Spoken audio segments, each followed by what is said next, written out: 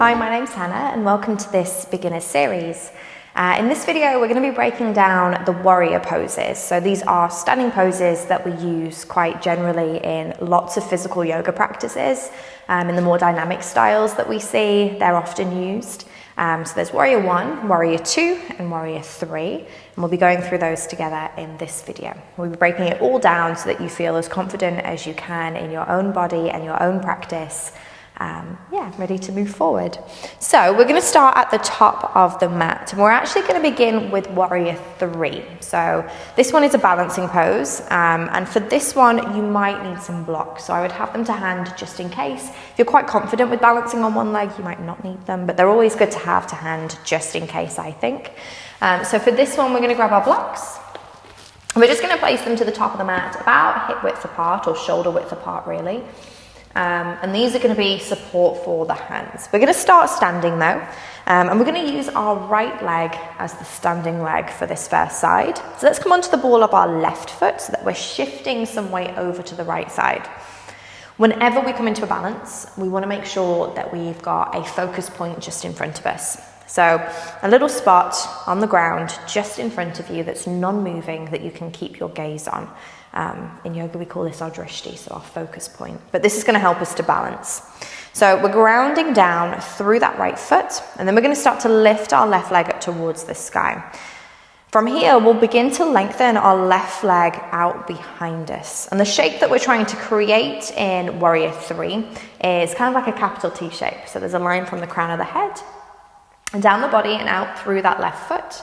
And there's also a line from our right hip down to the sole of the right foot. So that's the kind of shape that we're creating. It can be quite challenging to balance, especially if it's not something that we do often. It requires strength in the calf and the ankle, so that's the area that we're working.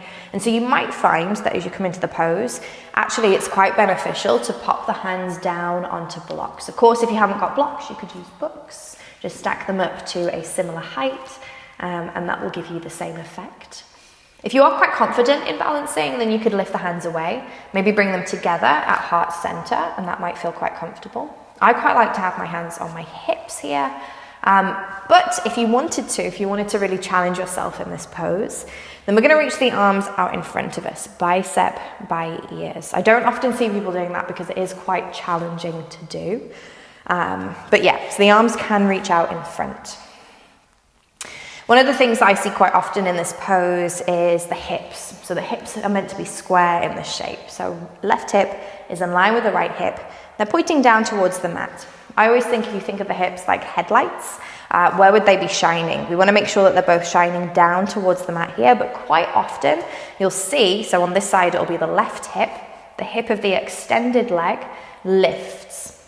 We want to try and draw that left hip back down towards the mat. And this is why I quite like having my hands on my hips, because I can kind of feel where they are in space. So we want to draw that left hip down towards the mat so it's in line with the right. Foot can be pointed, it can be flexed, whatever feels better for you. You can have a soft bend in that standing leg as well. Lovely. When you're ready, we'll step back to the top of the mat and we'll swap it over. So left foot stays grounded. Come onto the ball of your right foot, draw that right thigh up and in towards the chest, and then start to lengthen your right leg out behind you. Tip the torso forward. So the aim here is that we're bringing on this side our right knee in line with the right hip. We're also trying to bring our shoulders in line with the hips as well. Lovely. We embrace the wobbles in our balances. The main thing to remember is that this is a yoga practice. It's not perfect. We're not aiming for perfection. We're just aiming to move our body in a way that feels good. So don't worry if you wobble a little bit. These poses are meant to be challenging. They're not meant to be easy. Lovely. And then when you're ready, right foot steps forward, back to the top of the mat. Warrior 3. So that's our balancing pose. We're going to come into warrior 2 next, so kind of moving backwards through the numbers. So we'll start with our right leg again. This one is more of kind of like a lunge sort of pose. So we're going to keep our right leg forward, and we're going to step our left foot towards the back of the mat. And we do want quite a wide stance with the legs here.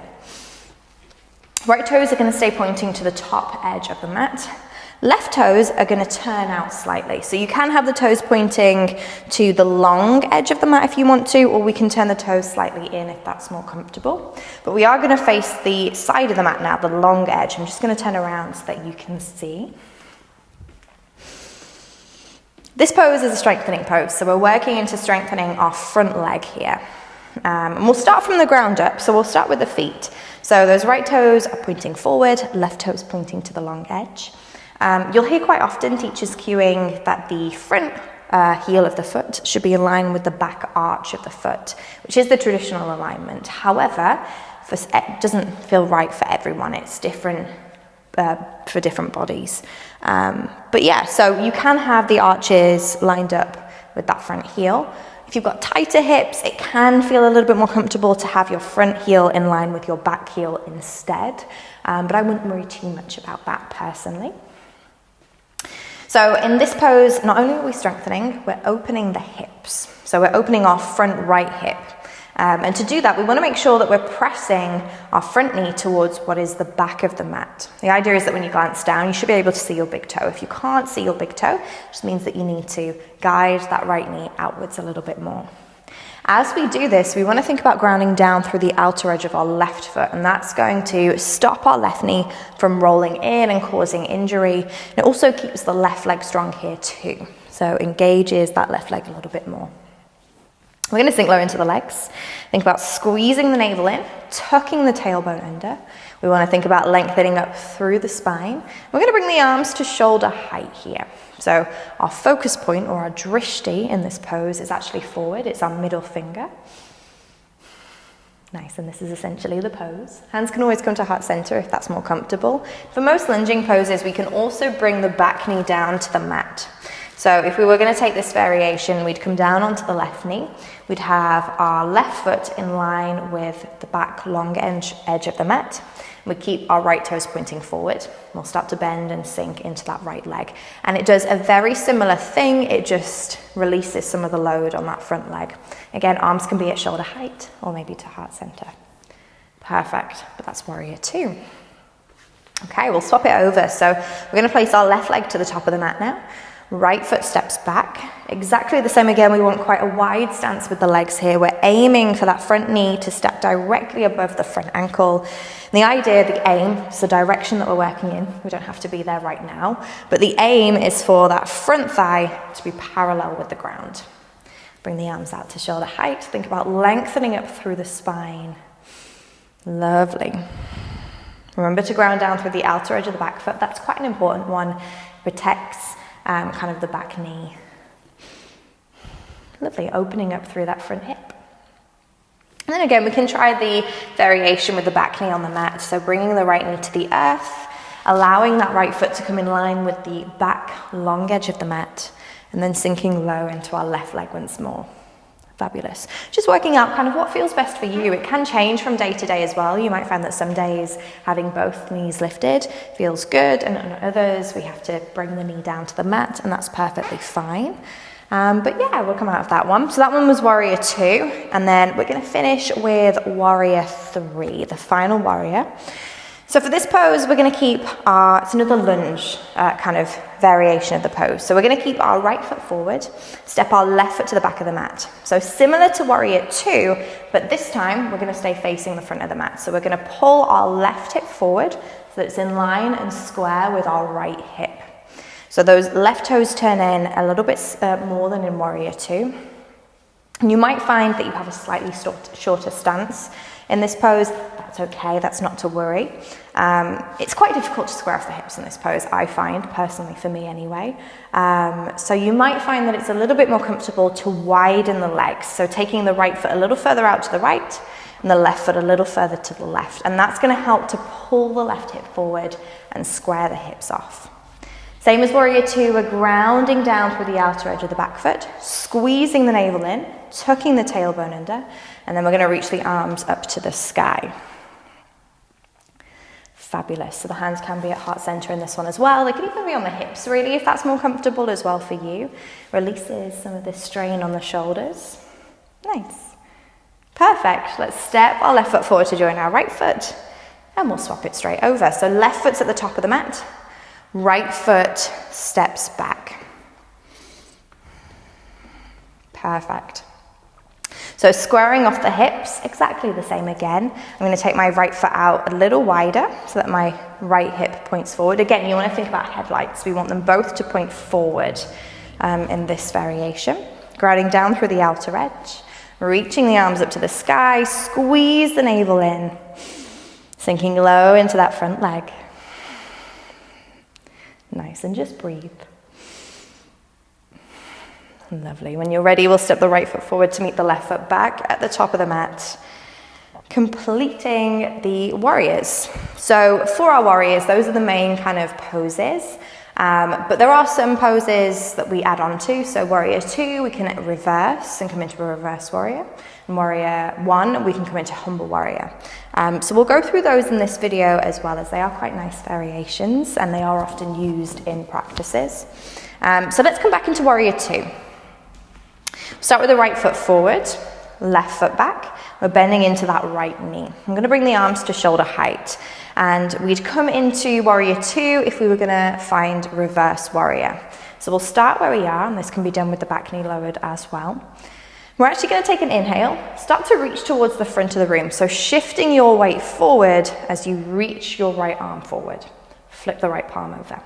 As we exhale, take your left hand down to your left leg, reach the right arm up and over. So we're still sinking into that right leg, still a strengthening pose. We still have the hip opening aspect here as well, but we've added in a new element, which is creating length in the right side of the body. So almost like a side stretch. Well, it is a side stretch really.